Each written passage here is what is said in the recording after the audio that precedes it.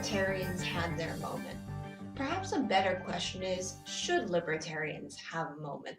And by that, I don't mean to dismiss libertarianism because I'm certainly sympathetic to their individualistic principles, but the idea that libertarians need to coalesce and resurge and have this one snapshot moment of victory in time seems a little strange.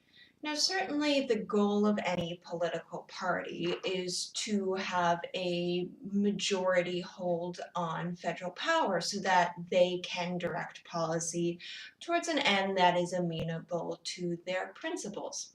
But the problem with political parties is that they tend to have an orthodoxy. They tend to have a certain set of principles, which is, of course, what we want in a party because we want a party to have an identity, we want a party to have direction.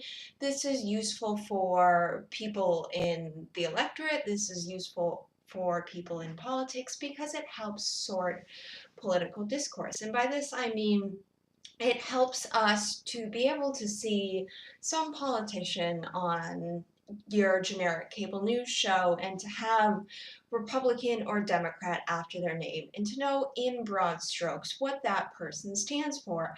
It means that you don't have to do a great deal of research. Now, of course, when we're making voting decisions, we should, as individuals, do a great deal of research to find out whether candidates align with our principles and whether they're going to be good representatives for our interests when they get into Congress. But you need to be able to ground yourself in the national political debate without having to be a policy expert on all sorts of matters and being an expert on where certain ideologies align in terms of policy prescriptions. The idea of political parties is that they help sort the electorate, they help sort representatives so that the average everyday American is able to just say, these are my interests. I go to work, I come home to my family, I care about how policy affects the industry I work in. I care about the ability to put food on the table at the end of the day. How does that align with Republicans? How does that align with Democrats? And having simple policy platforms helps with that. It creates a shortcut. Now, that shortcut does not mean that you don't need to do broader research that only you as an individual can do if you want someone who actually represents your rights, but it does mean that you should be able to, like I said, turn on the television, see Representative X from some teeny little district in flyover country that you've probably never heard of and be able to know by their party identification roughly what they think. And while that's a net positive for politics and for the ability for most people to be able to live their daily lives and still fundamentally understand how the issues that affect them in the national legislature are unfolding, it also tends to lead to party orthodoxies. And an orthodoxy per se isn't an issue because for a party to be based in principle is again a net positive. To have a cohesive identity that is representative of a certain sector in the populace, is representative of a certain ideology or epistemology, that's a net positive for Americans. And for that reason, I don't think that polarization is necessarily the ill that other people might say it is. I think if there are genuine differences in how people think, if there's a genuine difference between myself and my neighbor and the way that we think, that it makes sense to have political parties who represent that, who represent real world differences and approaches to how things should be run. Now, of course, the key there is I still need to be able to get along with my neighbor and fundamentally respect his rights, even if I don't necessarily agree with the particular direction that his thoughts run in. I still need to respect his right to speech, just like he needs to respect my right to speech, even if we don't respect the content of each other's speeches. But Parties tend to develop orthodoxies, and there's a difference here between the philosophical underpinnings of a party platform. So this is the idea that Republicans have a certain set of beliefs and Democrats have a certain core set of beliefs. And that's a good thing, and it's necessary because philosophy is upstream of politics, or excuse me, philosophy is downstream of politics, meaning that we have philosophy and then politics comes afterwards. The principles that guide political ends are determined by people's philosophical beliefs. So whether or not you believe paid family leave is a good thing depends on your philosophical beliefs. It depends on what you think is a good end and how government should reach that end. But there's a difference there between those philosophical principles and the way that they're implemented through policy. And you can have big tent parties, which is what we tend to have now. The idea that libertarians, evangelical conservatives, more centrists can all exist in the Republican Party under the broad banner of the Republican Party.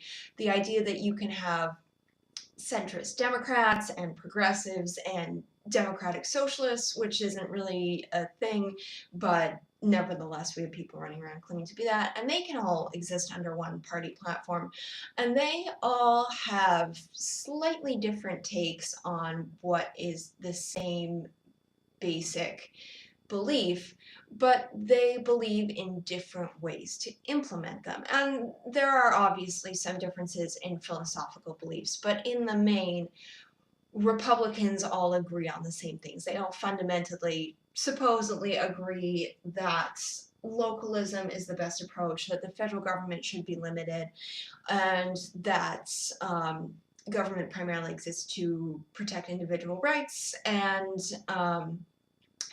believe that government needs to take a backseat approach to things like the economy, at least traditionally. I don't know that that's the case that we can make now, particularly when you have President Trump in the State of the Union claiming that Congress needs to solve everything from AIDS to securing paid family leave to solving the economy through central planning and price control and tariffs and all that. But that is, at least in terms of political theory, that is the idea.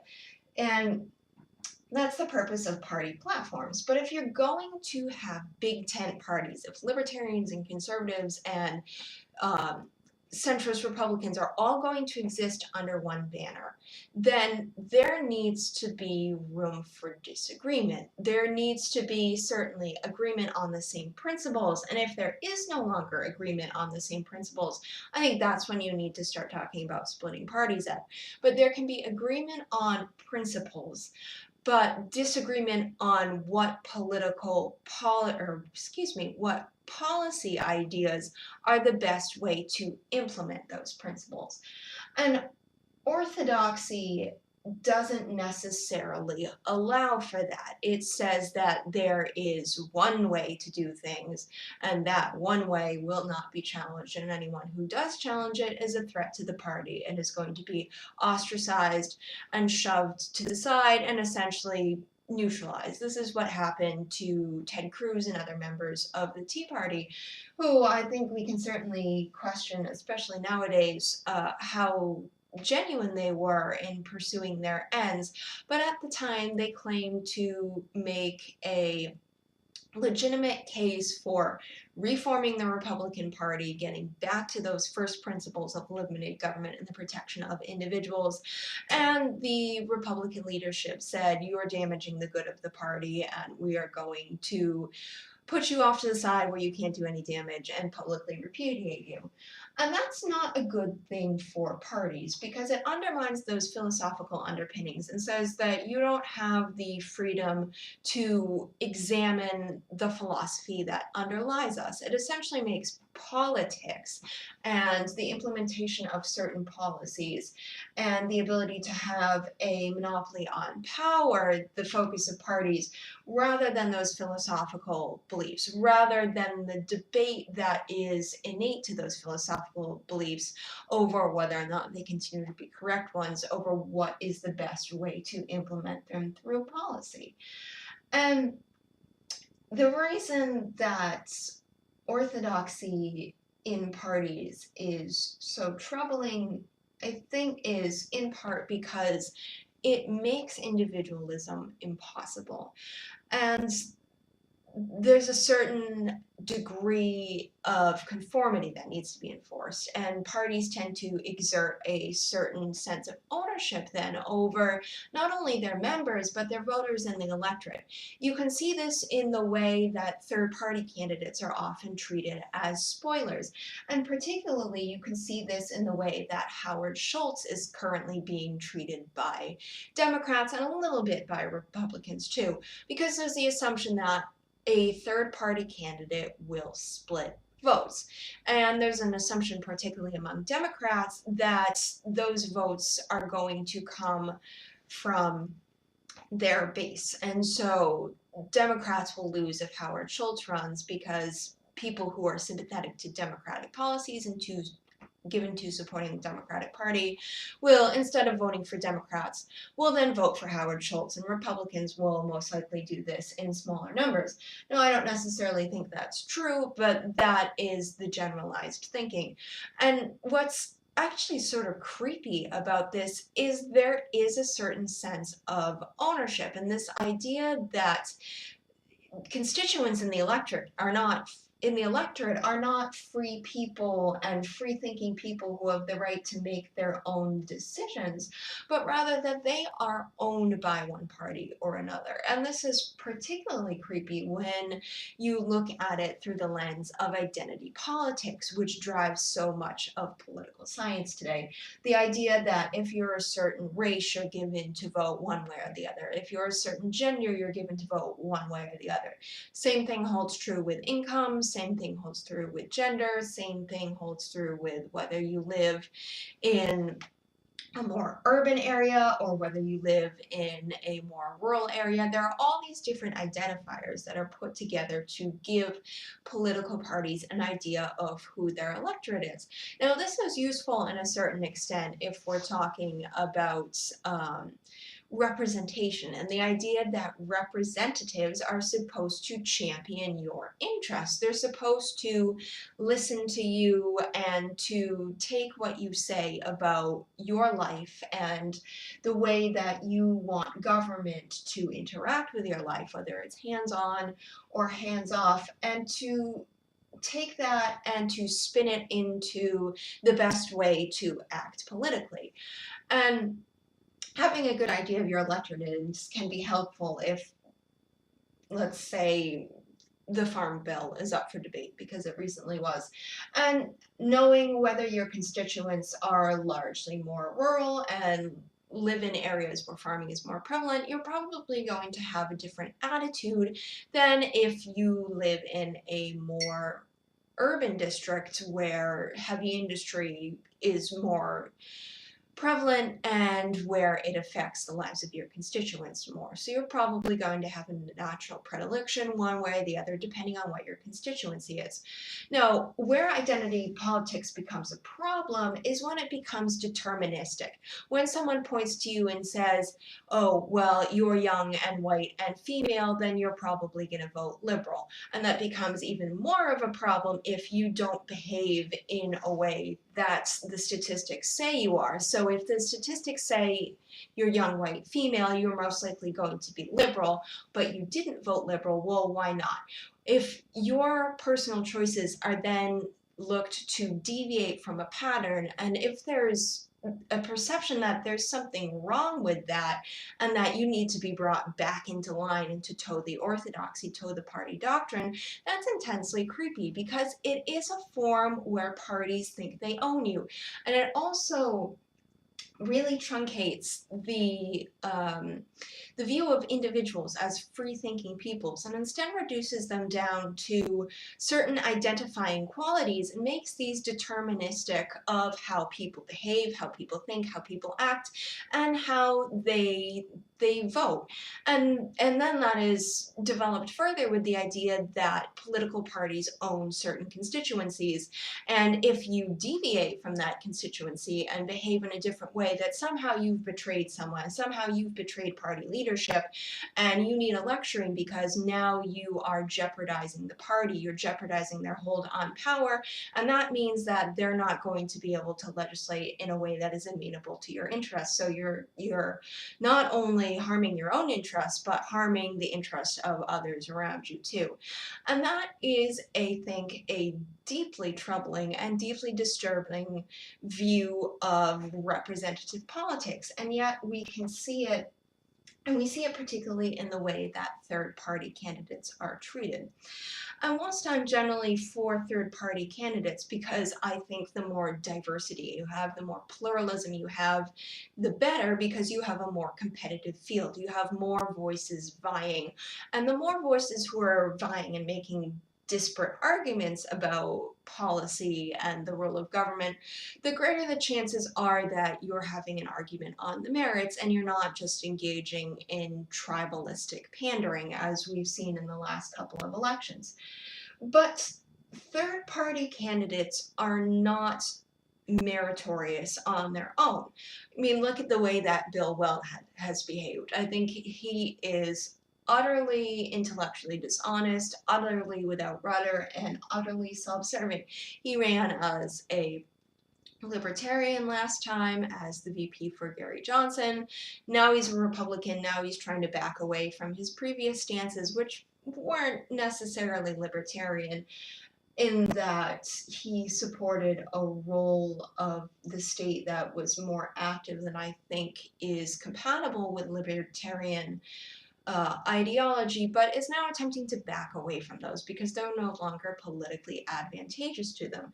The role of third parties in America, if they are going to truly benefit individuals in the electorate and truly represent pluralism and help individuals have more choices, needs to come from people who are truly principled and people who reject party because they tend to promote an orthodoxy that benefits the party structure and benefits the party's ability to have a hold on power rather than is more focused on being representative of people in the electorate and people who are truly diverse. So third-party candidates need to be true ideologues in a way that party politics and the promotion of orthodoxy tends to make impossible. But then we have this question of orthodoxy that still remains. And as someone who is very individualistic and sees politics through this lens of the need to protect individual rights, this is, I believe, the first charge of government. The idea of having orthodoxy is troubling to me, and this is something I think that we see within the Libertarian Party, because the assumption is if you're an individualist, then your sympathies these days are going to lie with libertarians, and I think that is probably true. But if libertarianism is going to be appealing to individualists, the idea that we need to have an organized party that has a cohesive platform and is going to be a powerful national force is something that I'm not sure really makes sense, because as I said, orthodoxy and party is in conflict with the idea that parties are useful when they help to sort the electorate, the idea that they provide a little cheat sheet for voters. And this doesn't necessarily represent the broader party platform, the philosophy that is supposed to underlie politics, the philosophy that makes orthodoxy less compatible with party politics and with representation. And so to suggest that libertarians, if they're going to be a national political force, this is obviously going to require having a standardized platform, having a more centralized view of what libertarian policy is, because this is simply part of what it means to be a party, is to have a central set of beliefs. And those sets of beliefs obviously then need to translate into policy in some regard. And for libertarians, I don't even think we necessarily have to have a similar set of beliefs, unlike other parties do, because it is a party that is actually about philosophy and not primarily about politics.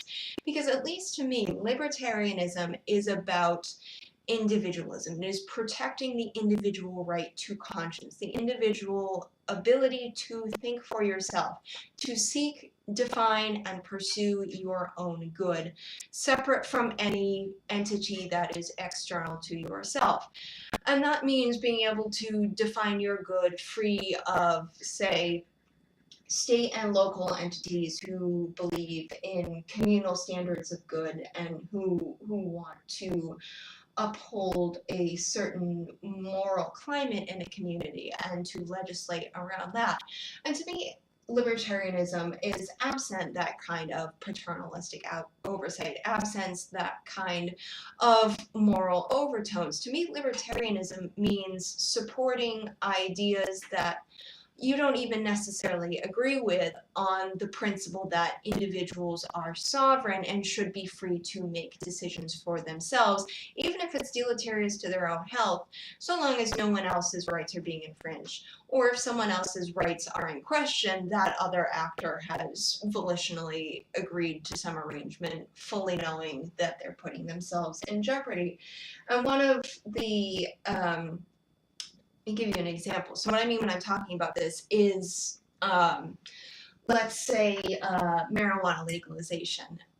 The idea that, first of all, the federal government shouldn't ban marijuana because they don't have the requisite constitutional authority. It's not in the separated powers. But whether or not states should do it is, of course, a question of residents of states coming together, and is a federalistic issue, and so you're going to get 50 different answers because the different state constitutions all have their own ways of doing things and different limitations on power. Again, though, I do think that drugs should be legalized simply because it's a matter of personal choice. You're not harming anyone by choosing to put something in your body that alters your brain chemistry. Do I personally think that doing drugs is a good idea? No, personally, I don't think so.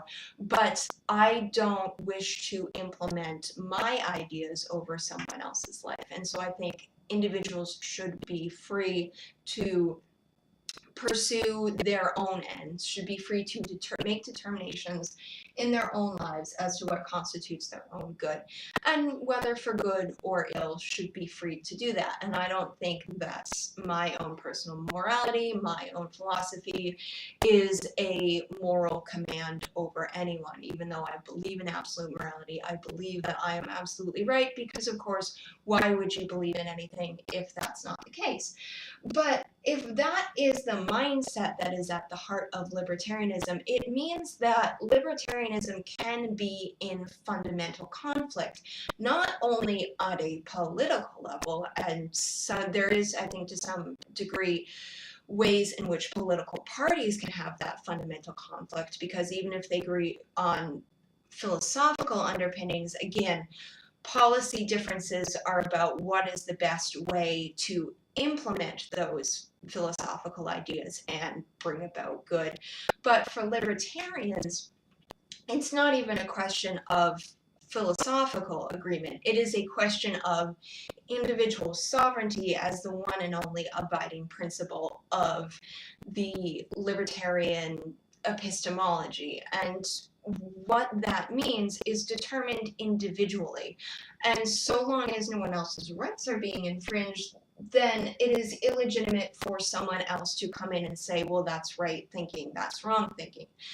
And if that is going to be the basis of your party, then you can't have an orthodoxy. You can't have a policy platform. The only essentially policy platform you can have is deregulation and get the government out of people's lives.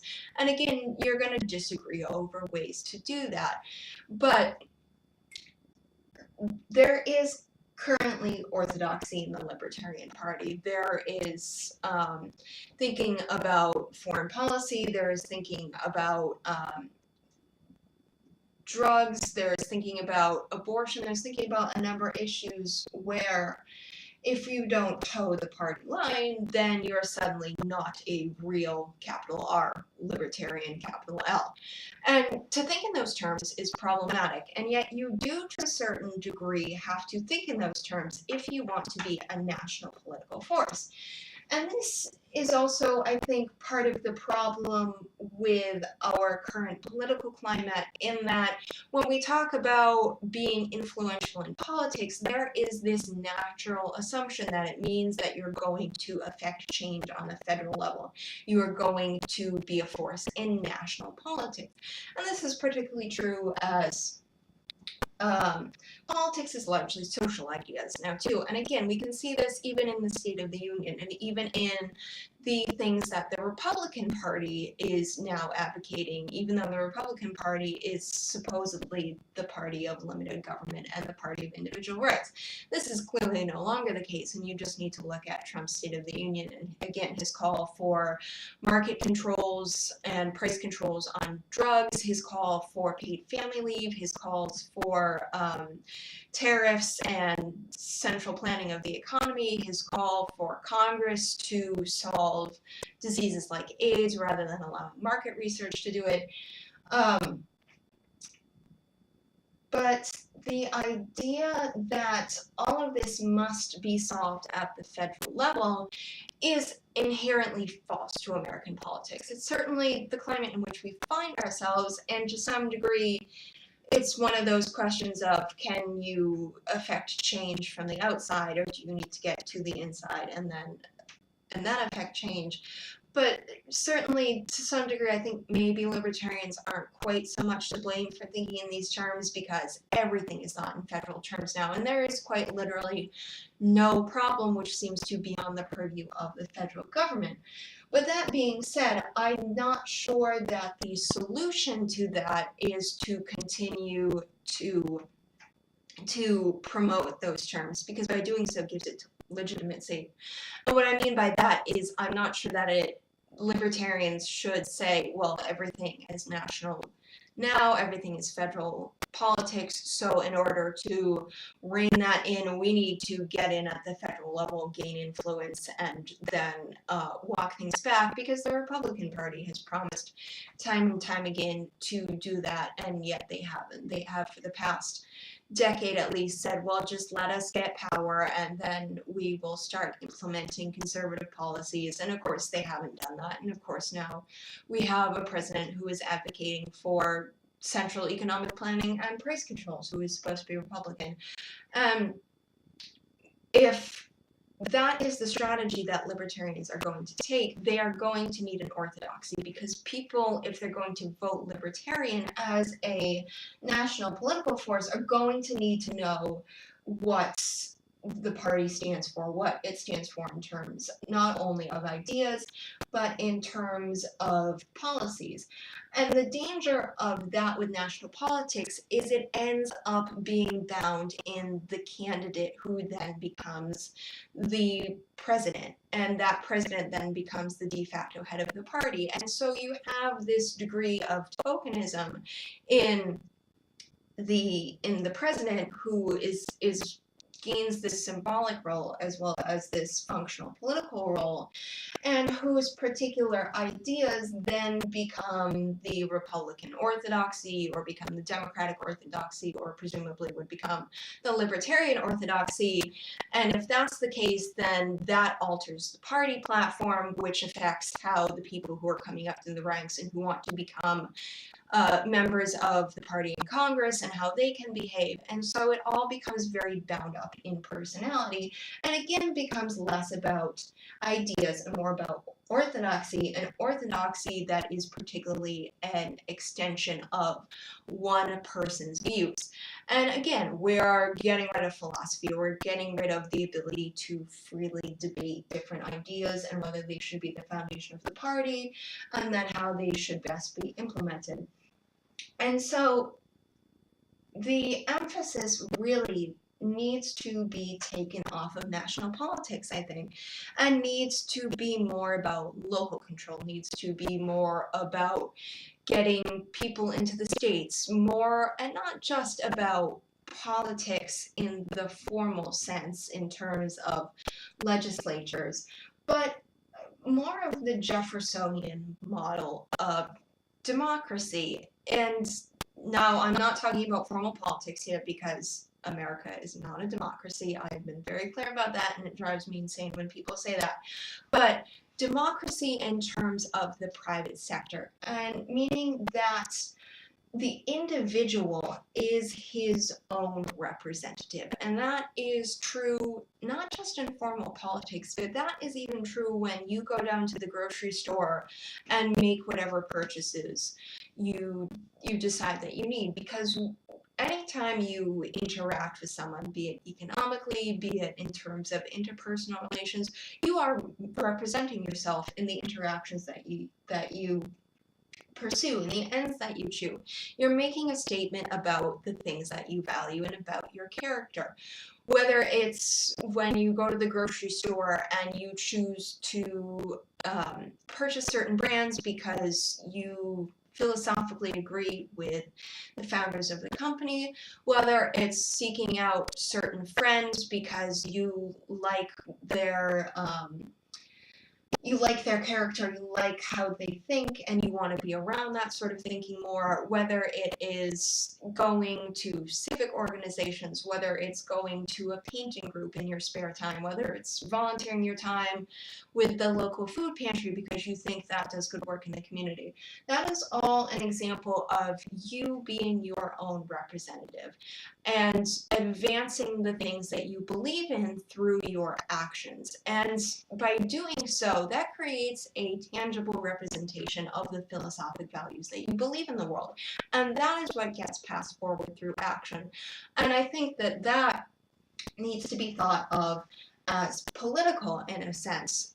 Obviously, again, we're not talking about formal power here, but the idea that you are always representing yourself and the choices that you make are always influential to your values, to the quality of your life, expanding that definition of the political and what it means so that politics is not just about governing in terms of formal power structures, but in self-governing, how you act in life, how you present yourself in life.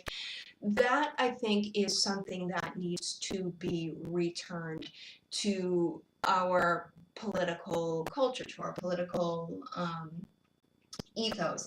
And the idea that you are your own representative, and that representation is always active, and that gives to individuals a degree of agency that is missing from our hyper-nationalized politics. And this idea, particularly, not only that politics is hyper-nationalized, but that it is to be found particularly in the discourse between political parties who have as their head either the presidency or the Speaker of the House or the Senate Majority Leader, depending on who's in power, and that is the authority of the party.